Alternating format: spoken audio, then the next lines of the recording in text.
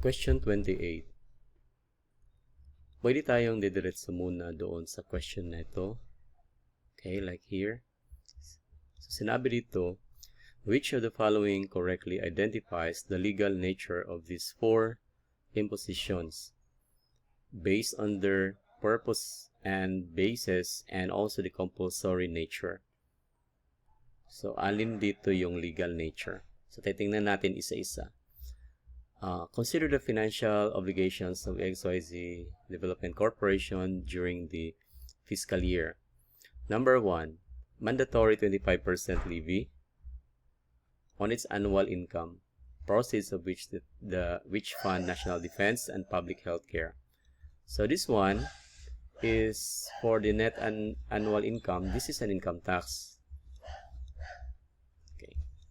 Kung titingnan natin dito sa mga choices natin, alin dito yung tugma doon.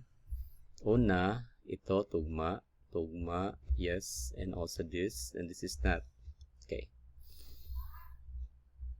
Ito namang number 2, proportionate 100,000 charge na appraised value of the warehouse property assessed specifically to cover the cost of a new government-installed seawall built adjacent to the property, which protects it from storm surges.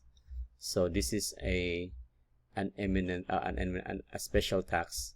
Why? It is because mayroon kasing nilagay na seawall yung government at saka in exchange to that, since naka-benefit ka naman doon kasi to prevent from flood, kaya siya nangongolekta, and also yon ma-compensate din yung kung ano yung ginastos nila doon sa seawall. So this is special assessment. This is a special assessment, so therefore ito tama. Ito number 2, ito hindi, ito tama, ito hindi. Okay. Number 3, fix 5,000 annual fee by the local health department for the renewal of its business. Okay, obviously this is a police power kasi ano to, license fee.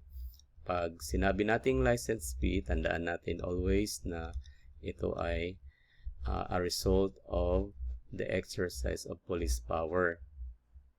So dito, so ito tama, ito tama din, hindi, tama, ito tama, ito hindi yun death. Then number 4, 50,000 bank obligation with interest. So this is a debt. Okay, so debt is automatic with interest, which arose from signed contract to borrow working capital. So number 4 is a debt. So hindi ito tama. This is debt. Yes. Ito debt. Hindi yun license fee. So only letter C. Doon siya nagswak lang sa letter C sa lahat ng ano. Okay? So that's the answer.